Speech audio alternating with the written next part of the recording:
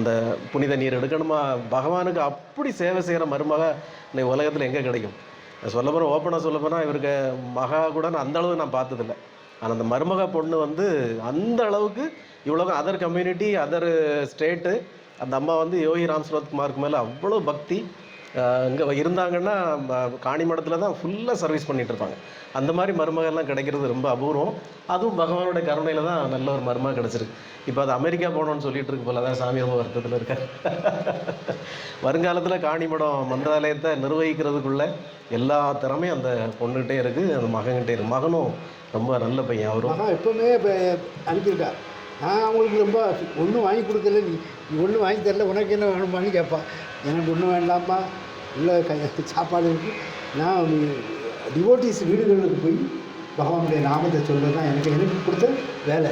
எனக்கு ஒன்றும் நீங்கள் இப்போ செய்ய வேண்டாம் என்று சொல்லியிருக்கேன். ஆனால் பகவானுடைய கருணை, அளப்பரிய கருணை ஒரு குடும்பத்தில் இருந்து எதுக்கு சொல்லலாம், சொல்ல வேண்டிய தேவையே இல்லை. இல்லைங்க, இப்படியெல்லாம் பண்ணுறாரு. கல்யாணத்தை பார்க்குறாரு, உடம்புக்கு பிடிக்கலையா பார்க்குறாரு. உங்களோட குடும்பத்தை மொத்தமாக அவர் கவனிச்சுக்கிறார். இல்லை, என்னென்ன பண்ணணுமோ ஏ டு இசட் என்ன பண்ணணுமோ நடந்துட்டு. 2 கார் வாங்கி கொடுத்துருக்காங்க. இங்கே கொடுப்பாங்களா? ஒருத்தர் கோயம்புத்தூரில் அவருக்கு ஒரு கனவு,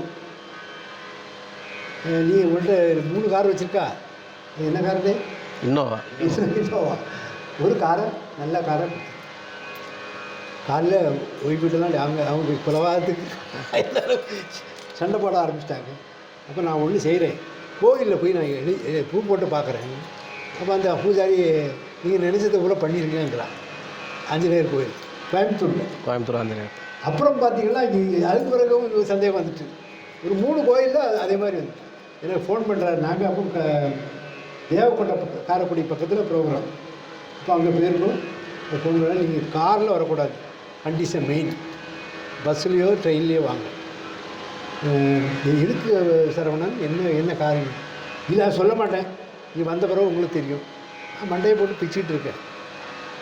அப்போ நாங்கள் இது என்ன என்ன எந்த கார் வச்சுருக்கோம், சைலோ வச்சுருக்கோம். இந்த சைலோ வண்டி இருக்குது. அந்த அப்போ நாங்கள் கார் சொன்ன கூட போயிட்டோம். வந்து அவருக்கு தட்டில் வச்சு அந்த கொஞ்சம் கேஷை வச்சு இதை வச்சு ஆர்சி புக்கு எல்லாம் வச்சு தர்றாரு. இதுதான் கருணை, அளப்பரிய கருணை. என்ன நினைக்கிறையோ அதுக்கு முன்னே நடந்து போகும், நினைக்கவே வேண்டாம். மதுரையில் பார்த்தாரு சாமி, இங்கே அங்கே கன்னியாகுமரி இதெல்லாம் சுற்றி போகணுன்னா சின்ன வண்டி வேணும் இல்லையா, தட்டுமா அப்படின்னு. சரி கொடுங்க. இது பார்த்தா அது ஒரு ஃபோர்டா இன்னும் ஒருத்தன் கேட்கா, சாமி உங்களுக்கு இதுலேயே போகணும், நீங்கள் படுத்துக்கிட்டே தான் போகணும். ஆமாம், வேலை நடந்துகிட்டு இருக்கு. இவ்வளோப்போ ஒரு 2 கணவன் மனைவி சென்ட்ரல் பேங்கில், சென்ட்ரல் டிபார்ட்மெண்ட்டில், சென்ட்ரல் கவர்மெண்ட்டில் வேலை பார்க்க. அப்போது எப்படி கருணை வரும்? சரணாகதி இருந்தால் தான். இப்போ இங்கே வந்து அவரை டெய்லி கும்பிடுங்க. உங்களுடைய வாழ்க்கையிலே, குழந்தைகள் எல்லாருக்குடைய வாழ்க்கையிலும் படிப்பு காரியங்கள் எங்கேயோ கொண்டு போயிடும். எந்த தொழில்னாலும், ஹாஸ்பிட்டல் தொழில்னாலும், எதுனாலும் அப்படியே டெவலப் பண்ணும். நாம் சொல்ல படத்தை வச்சுட்டாலே போதும், அதுக்குள்ள கருணை இதன் மூலமாக தெரியும். ஏன் சொன்னேன்னா, இல்லை இவருடைய கதையை இந்த கதை தெரிஞ்சால் தான் உங்களுக்கு தெரியும் இவர் இப்படி இருக்காரு. எனக்கு எல்லாம் இருக்குது, எங்களுக்கு சொத்து காரியங்கள் பற்றிலாம் இருக்குது. இருந்தாலும் அது வெளியே கருத்து சொல்கிறதே இல்லை. ஆனால் அதுக்காக வேண்டி பகவானே அமைச்சு கொடுத்து எவ்வளோ என்னை காப்பது உண்கடமை என்று உனக்கு நான் அடிப்படையில் அந்த மாதிரி பகவானுடைய பரம கருணை. நீ சரணாகதி அடைஞ்சிட்டேன்னு அருப்புக்கோட்டையெல்லாம் இருக்காங்க, உங்களுக்கு தெரியும் இல்லையா, டாக்டருக்கு தெரியும். ரொம்ப அவங்க பெரிய டிரான்ஸ்போர்ட் ஓனர், சந்திரா டிரான்ஸ்போர்ட். அந்த அக்காவை பார்த்துக்கிட்டோன்னா சாமி தான் உருகிடுவார். சாமி அப்படி பக்கத்தில் அங்கே இருந்தாருன்னா அவங்கள கூப்பிட்டு வளையல் போடுவாங்க. ஒரு அம்மா கேட்குது, அவங்களுக்கு வளையல் போட்டு எங்களுக்கும் போடுங்க, நாங்கள் வாங்கிட்டு வந்துருக்கோம். இந்த வேலை இந்த பிச்சைக்காரனுக்கு இல்லை, என்னன்னு கேட்கக்கூடாது, இந்த மாதிரி சொல்லக்கூடாது. அது selected people alone get it. என்ன அப்படி பகவானுடைய அருமையான அந்த அனுபவங்கள் 1-2 லட்சம் கோடிக்கணக்கான அனுபவம். ஃப்ளைட்டில் போயிட்டு இருக்கான், ஃப்ளைட்டு இதாக நான் தான் போனேன். நானும் மலேசியாவில் வந்து இவங்க கூட ஒரு 60-70 பேர் வந்தாங்க. பெரிய ஃப்ளைட்டு வந்துக்கிட்டு இருக்கோம். டப்புன்னு பார்த்தீங்கன்னா நாங்கள் டீ பட்டையெல்லாம் பிடிக்கி எல்லாம் சப்ளை பண்ணி பண்ணிக்கிட்டு இருக்கு. டப்புன்னு இது ஒன்று கீழே போயிட்டு கீழே போட்டு ஓடி கத்துறாரு. நான் யோகி ராம் சுரத்குமார் ஜெயகுரு ராயா அப்படின்னு சொன்னோம். டேக்காப்பா கீழே போய் கடல் மட்டத்துக்கு இதுக்கிட்ட வந்தாச்சு. ஒரு 10 அடிக்குள்ளே போனால் அதோட மூழ்கிடணும். அப்படிப்பட்ட பெருமா. அப்போ நம்ம அவரை பற்றி உள்ள அன்பு அந்த இடங்களில் பிரார்த்தனை பண்ணால் எத்தனையோ லட்சக்கணக்கான பிரார்த்தனை செல்வமாட்ட வரும் டெய்லி. எனக்கு உடம்பு சரியில்லை, அது சரியில்லை, வீட்டில் பிரச்சனை இன்னும் பார்த்தீங்கன்னா பிரார்த்தனை பண்ண உடனே போயிடும். அதே போல் இங்கேயும் உங்களுக்கு பிரார்த்தனை எழுதி ஒரு பெட்டி வச்சுருக்கேன். பிரார்த்தனை உங்களை இங்கேயும் எழுதி போட்டு சாமி அதுக்குள்ளே எல்லாம் பண்ணிடுவோம். அப்படிப்பட்ட ஒரு பெரும் கருணை உள்ள வள்ளல் நமக்கு கிடச்சிருக்காரு. சொல்லிகிட்டே இருக்கலாம் அற்புதத்தை, கோடிக்கணக்கான அற்புதங்கள் அவ்வளவு பண்ணியிருக்கார். பஸ்ஸில் போகாதங்க. அப்போ நீ காரை விட்டுட்டு நீ பஸ்ஸில் போகாத, கார் இங்கே இருக்கட்டு, நீ ஊருக்கு போயிட்டு வா, ட்ரெயினில் போ. இவங்க காரில் பஸ்ஸில் போகணும். பஸ்ஸுக்கு வந்து இந்த தாடையே போயிட்டு அடிப்பட்டு திரும்ப வாரான். அங்கே கடைசியில் சாமி எல்லாம் பிச்சைக்காரன் சொன்னான்னா 1000 அர்த்தம் இருக்கும் தம்பி, அதை கேட்கணும். இது 1-2 இல்லை. அப்படிப்பட்ட அவங்களுக்கெல்லாம் அவ்வளவு கருணை, அளப்பரிய கருணை கிடைச்சிருக்கு. அதனால் அந்த பெருமானுடைய அதை எழுத்து சித்தர் பாலகுமார்னு எழுதியிருப்பார். பூர்வ ஜென்ம புண்ணியம் இது முன்னை கண்டது, பூர்வ ஜென்ம புண்ணியம் இது முன்னை கண்டது, இது போன ஜென்ம வாசனையில் அருகில் வந்தது, போன ஜென்ம வாசனையில் அருகில் வந்தது, மனமறியா மொழியினிலே போய் நின்றது, மனமறியா மொழியினிலே பேசி நின்றது, மலர் முகத்தை மறுபடியும் பார்க்க வந்தது. ராமா லாலி கிருஷ்ணா லாலி யோகி லாலி சாமி லாலி. தன்னைத்தானே சொல்லி கொண்டது ஒரு பேரரசன் போல இங்கு சபையில் வந்தது. ஞானமெனும் பூமியிலே ராஜனல்லவா, இனி ராவணனை சிறையெடுத்த ராமனல்லவா. ராமா லாலி கிருஷ்ணா லாலி யோகி லாலி சுவாமி லாலி. ஓசையாக நீயும் பாடவே, அதை கேட்டிருக்க வேண்டும், அதை வேந்தன் போலவே நெஞ்சடியில் வேந்தன் போல் சிந்திக்கிறவே. நீ ஜென்மமில்லை நரகமில்லை சொற்பமறியிலே. ராமா லாலி கிருஷ்ணா லாலி யோகி லாலி சுவாமி லாலி. கருணை நகர் கோயில் வாசல் கருணை வெள்ளமே, நீ ஆடும் எல்லாமே பாடக்கின் போலவே, சால்வையோடு கண்கள் வீசி சிகை சிரிக்கவே, உன்னை காண இங்கு கோடி கோடி கண்கள் வேண்டுமே. ராமா லாலி கிருஷ்ணா லாலி யோகி லாலி சாமி லாலி. ஆணிமடம் கோயில் வாசல் கருணை வெள்ளமே, நீ ஆடும் நாங்கள் பாட கிருஷ்ணன் போலவே, கொடுத்தந்தல் வீசி சிகை சிரிக்கவே, உனை காண இங்கு கோடி கோடி கண்கள் வேண்டுமே. ராமா லாலி கிருஷ்ணா லாலி யோகி லாலி சுவாமி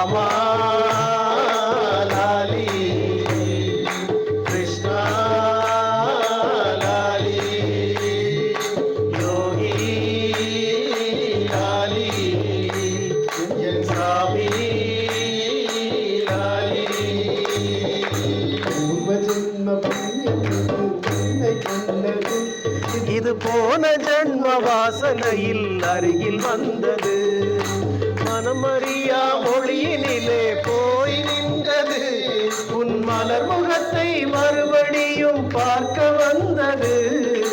ராமா லாலி கிருஷ்ணா லாலி யோகி லாலி என் சுவாமி லாலி. எழுத்து சித்தர் பாலகுமாரன். அவர் எழுதுன படங்களும் இப்போ ரஜினிகாந்த் நடிச்சிருக்காரு. ஒரு தடவை சொன்னால் 100 தடவை சொன்னது போல. அப்படி இல்லை, அந்த வசனங்கள் எல்லாம் எப்படி பண்ணார். அவ்வளோ பெரிய ஞானி. அவர் பெரிய பக்தர். எத்தனை பாட்டு ஒன்று இல்லைன்னா,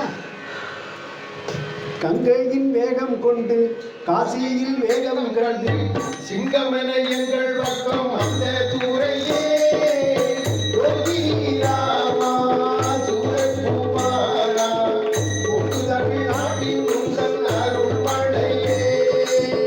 கங்கையின் வேகம் கொண்டு காசியில் வேதம் கண்டு சிங்கமென எங்கள் பக்கம் வந்த தூரையே யோகி ராமா சூரகுமாரா ஒன்று தமிழ்நாட்டின் உங்கள் அருள் மழையே.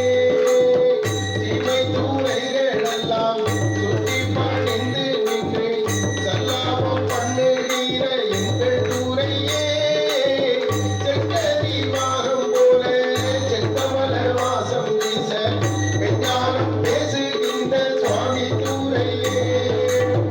ஆசாமி 10 பேரு அரசியல் வெட்டு வைத்து மோசங்கள் பண்ணும் போது எங்கள் தூரையே.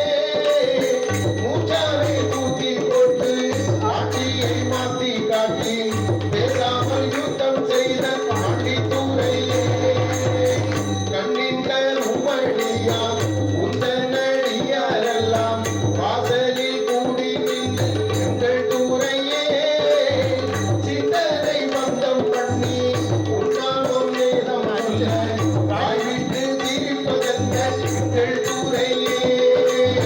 நீரிட்ட பிச்சை சோறு உண்டதும் மோகம் போச்சு நீரிட்ட தீயை போல எங்கள் தூரையே. சாமி டீ கொடுமா, அவங்களுக்கு டீ கொடு. நானும் கல்வம் போல உள்ளுள்ளே கரைந்து போலே காசி தூரையே. கங்கையில் வேகம் கொண்டு காசியில் வேகம் கண்டு சிங்கமென எங்கள் பக்கம் வந்த தூரையே. யோகி ராமா சூரகுமாரா ஒன்று தமிழ்நாட்டின் உங்கள் அன்பு மழையே.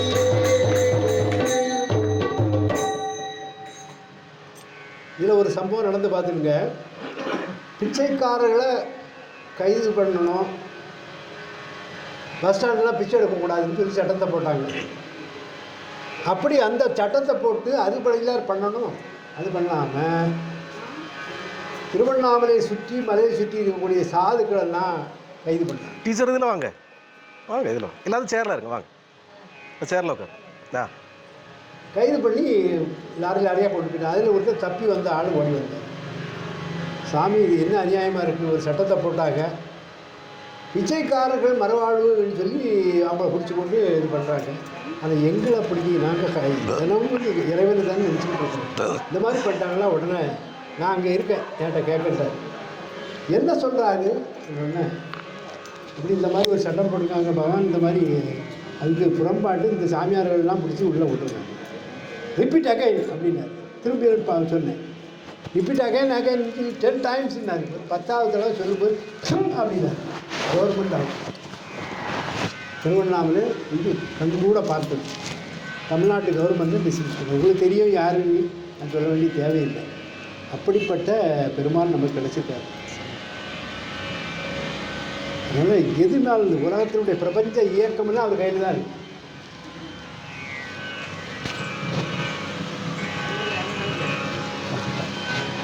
அந்த மைக்கு யாராவது உட்காருங்க சார். எப்போ கொஞ்சம் இல்லை இல்லை, அவன் கொஞ்சம் பார்த்தா டீ குடிச்சிட்டு படிப்புமா?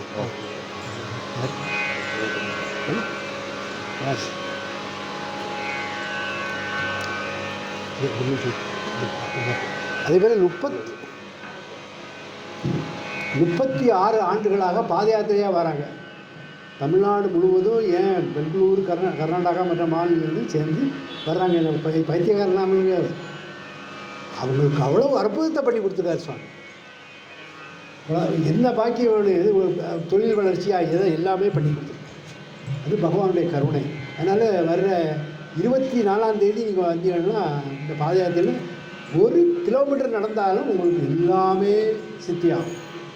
24 தானே? ஆமாம் சார். 24 காலையில் 6 மணிக்கு காணிமலை 6 மணிக்கு காணிமலை. அதுக்கு முன்னே ஒரு நாள் வந்தீங்கன்னா சாப்பாடு எல்லாமே போடுவாங்க. இங்கே வள்ளியில்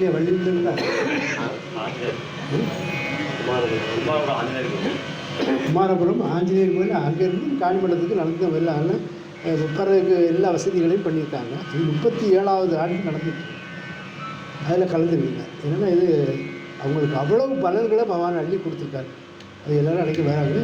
காப்பி குடிச்சிட்டு போயிருப்பாங்க. டாக்டர் பேச